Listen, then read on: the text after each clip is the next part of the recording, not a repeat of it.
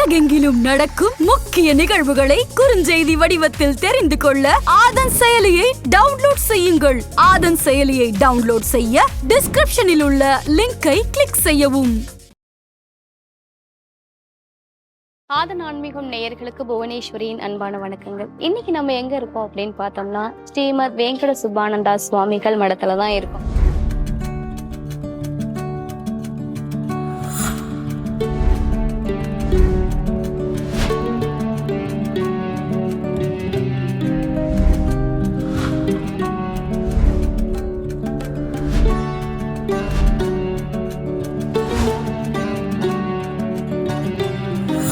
இன்னும் பரிச்சயமா எல்லாருக்கும் சொல்லணும் அப்படின்னு பார்த்தோம்னா தாத்தா கோயில், தாத்தா சுவாமிகள் அப்படின்னாலே நிறைய பேருக்கு தெரியுங்க. இந்த இடத்துக்கு வந்தாலே ஒரு பாசிட்டிவான வைப்ரேஷன் வரும் அப்படிங்கிறது நிறைய பக்தர்கள் நீங்க சொல்லி கேள்விப்பட்டிருப்பீங்க. நிச்சயமாவே நான் வரும்போது எனக்கும் அதே மாதிரியான ஒரு ஃபீலிங் கிடைச்சிச்சு அப்படின்னே சொல்லி ஆகணும். இது மட்டும் இல்லாம நம்ம தாத்தா சுவாமிகள் பாத்தீங்கன்னா அவங்களோட வரலாறு அப்படின்னா, இப்ப கும்பகோணத்துல திருத்துருத்தி அப்படிங்கிற ஒரு கிராமம் இருக்கு. அந்த கிராமத்துல ஆதிசங்கரால 5 இந்திர பீடங்கள் உருவாக்கப்பட்டிருக்கு. அந்த 5 இந்திர பீடங்கள்ல ஒண்ணுதான் இந்த மடம் அப்படிங்கிற மாதிரியும் சொல்லப்பட்டிருக்கு. நம்ம தாத்தா சுவாமிகள் வெண்ணிற உடையும் அதுக்கப்புறம் காவி உடையும் இது மட்டும் தான் அணிவாங்களாம். நம்ம தாத்தா சுவாமிகள் எந்த பரம்பரை, எந்த மரபுல இருந்து வந்திருக்காங்க அப்படின்னு பார்த்தோம்னா, ஓம் தத்த திருத்துருத்தி இந்திர பீடம் கார பாத்திர பரம்பரையிலும், இன்னொரு பக்கம் ஸ்ரீமத் சச்சிதானந்தா சுவாமிகள் மரபுல இருந்து வந்தவங்க தான் நம்ம தாத்தா சுவாமிகள். நம்ம தாத்தா கிட்ட எப்படி நம்ம உரிமையோட இந்தந்த விஷயங்களை எனக்கு நீங்க செஞ்சு கொடுங்க அப்படின்னு கேட்போமோ, அதே மாதிரி இங்க வர பக்தர்கள் எல்லாருமே உரிமையோட தாத்தா கிட்ட கேட்பாங்க, எனக்கு இந்த ஒரு பிரார்த்தனையை நீங்க நிறைவேற்றி கொடுங்க அப்படின்னு சொல்லிட்டு. அதே போல வர பக்தர்கள் எல்லாருக்குமே ஒரு விஷயங்கள் எனக்கு இது நடந்து கொடுக்கணும், நல்லது நடக்கணும் அப்படின்னா நிச்சயமா அது நடக்கும் அப்படின்னு சொல்றாங்க. இங்க ஸ்பெஷலான நாள் எது அப்படின்னு பார்த்தோம்னா வியாழக்கிழமை அப்படின்னு சொல்றாங்க. வியாழக்கிழமை அப்படிங்கும் போது 7 விளக்குகள் ஏற்றுவாங்களாம். 7 விளக்குகள் ஏற்றி நீங்க என்ன மனசுல நினைச்சு நீங்க பிரார்த்தனை பண்றீங்களோ அந்த பிரார்த்தனை எல்லாம் நடக்கும் அப்படிங்கிற மாதிரியும் இங்க சொல்லப்பட்டு இருக்கு. குறிப்பா இப்ப திருமண தடை இருக்கு, அப்புறம் குழந்தையின்மை, அதுக்கப்புறம் கல்வியில பிரச்சனை, ஆரோக்கிய குறைபாடு, அப்புறம் வேலையின்மைன்னு சொல்லிட்டு இந்த மாதிரியான பிரச்சனைகளுக்கு எல்லாம் பாத்தீங்கன்னா இங்க பிரார்த்தனை பண்றது மூலமா நல்ல ஒரு நிவர்த்தி கிடைக்குது அப்படிங்கிற மாதிரியும் சொல்லப்படுது. இந்த வியாழக்கிழமை மட்டும் கிடையாது, அமாவாசையும் கூட இங்க பிரசித்தி பெற்ற நாளா பார்க்கப்படுது. எல்லாரும் இரவு தங்குவாங்களாம். தங்கினதுக்கு எதுக்கு முக்கியமா காரணம் அப்படின்னு பார்த்தோம்னா, நம்ம மனசுல நினைச்சிருக்க ஒரு நல்ல விஷயம் இது நடக்கணும், எனக்கு நடத்தி கொடுங்க அப்படிங்கும் போது நிச்சயமா நம்ம தாத்தா சுவாமிகள் நடத்தி கொடுப்பாங்க அப்படின்னு சொல்லப்படுது. இங்க காலை மாலை இந்த வேலைகள்லாம் ஆரத்தி எடுக்கிறாங்க, பூஜை இதுகள்லாம் நடைபெற்று இருக்கு. அன்னதானம் அப்படிங்கிறது இங்க ஒரு நல்ல ஒரு விஷயமா, சிறப்பான ஒரு விஷயமா பார்க்கப்படுது. அந்த அன்னதானமும் பாத்தீங்கன்னா இங்க இருக்க பக்தர்கள் இருக்காங்க இல்லையா, அந்த பக்தர்கள் கொடுக்குற காணிக்கையில தான் இந்த அன்னதானமும் வழங்கப்படுது. கிட்டத்தட்ட ஒரு நாளைக்கு 200 to 400 பேருக்கு அன்னதானம் வழங்கப்படுறதாகவும் இங்க சொல்லப்பட்டு இருக்கு. என்னோட ரீசன் வர்றது பாத்தீங்கன்னா, என்னோட பையனுக்கோசம் வரேன். 10th அவர் எக்ஸாம் எழுத போறாரு. அவரோட எஜுகேஷனுக்கோசம் நான் வந்துட்டு இருக்கேன்.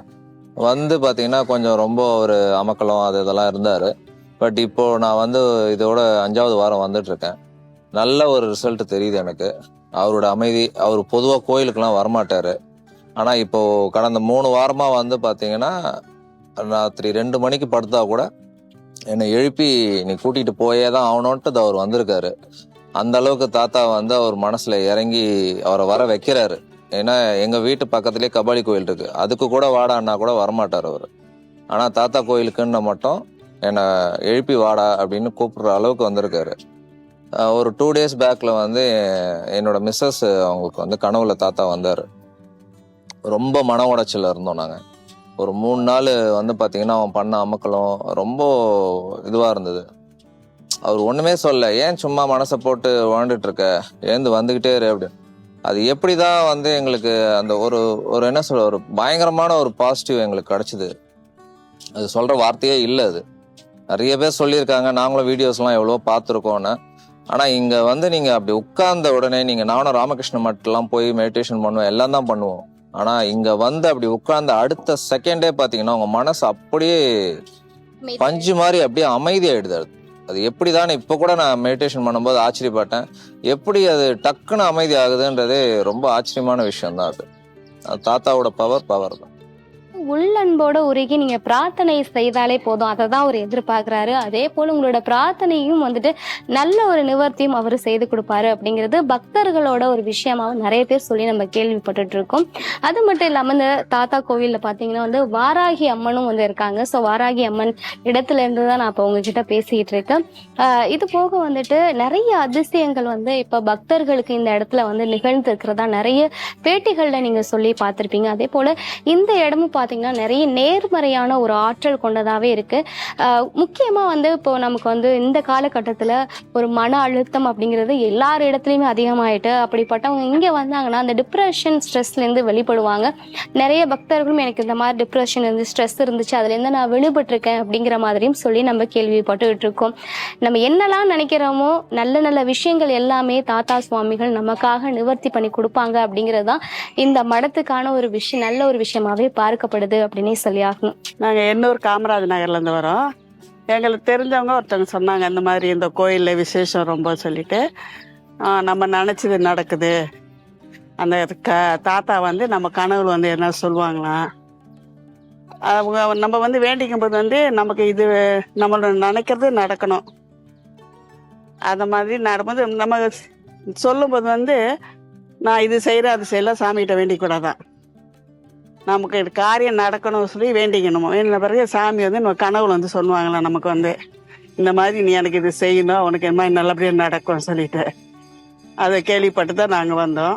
இப்போ நாங்கள் வந்து இப்போ 2வது இப்போ கொஞ்சம் பரவாயில்ல, எங்களுக்கு கொஞ்சம் 4வது வாரம் இது நாங்கள் வந்தது.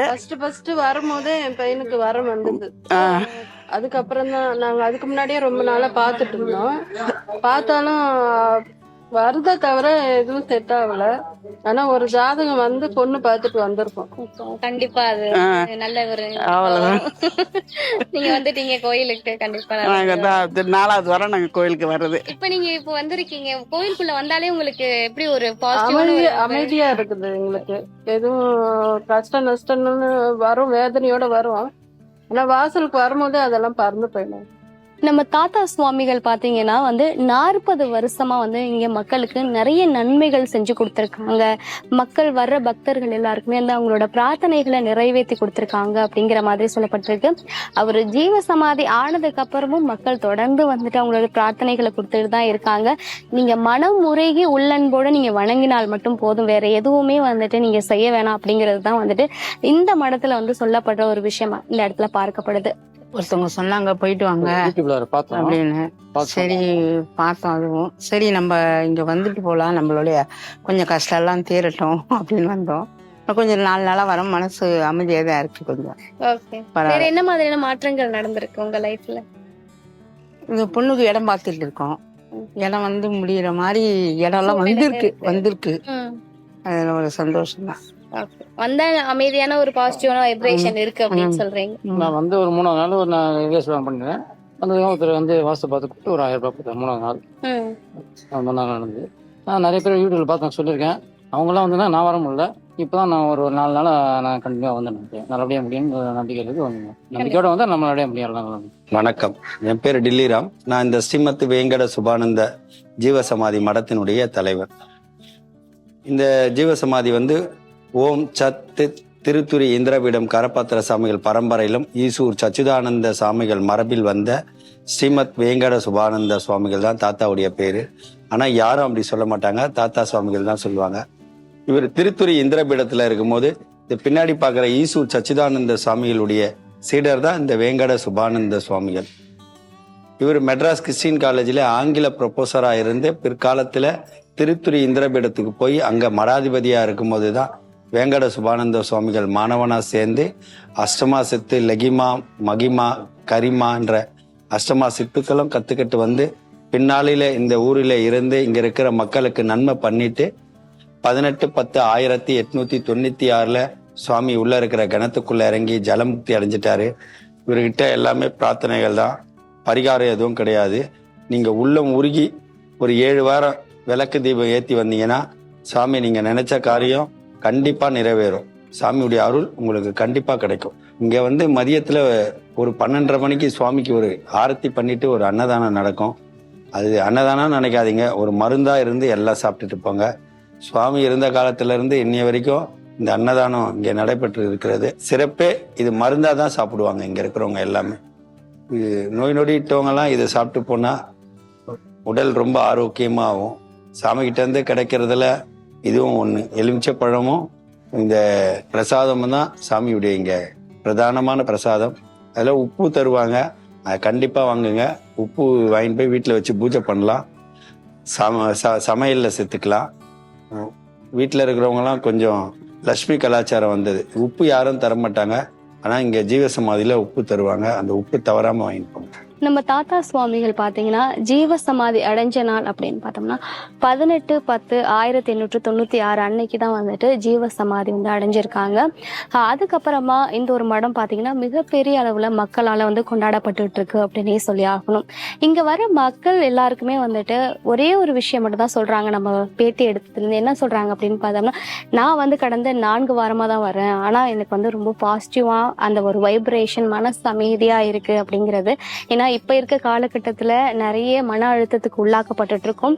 இப்படிப்பட்ட சூழ்நிலையில இந்த மாதிரி நம்ம வந்து தாத்தா கோவிலுக்கு எல்லாம் வரும்போது நமக்கு ஒரு நம்மளோட மன அமைதி அப்படிங்கிறது அதிகரிக்குது. அதனால ஒரு ஸ்மூத்தான ஒரு லைஃப் நமக்கு கிடைக்குது அப்படின்னே சொல்லியாகும். இந்த கோயில்ல ஒரு விசேஷம் என்னன்னா, என்ன நினைச்சு வந்தாலும் கரெக்டா நடக்குது. நல்ல விஷயங்கள் நிறையவே நடக்குது, கெட்டது இருந்தாலும் விலகிறது. அதனால நல்லா பவரான கோயில், எல்லாரும் கண்டிப்பா வாங்க, சந்தோஷமா சொல்றேன். இந்த பதிவுல தாத்தா சுவாமிகள் பத்தி நிறைய விஷயங்கள் நீங்க பார்த்திருப்பீங்க. இதே மாதிரி வேற ஒரு பதிவுல மறுபடியும் நாங்க உங்களை சந்திக்கிறோம். வணக்கம்.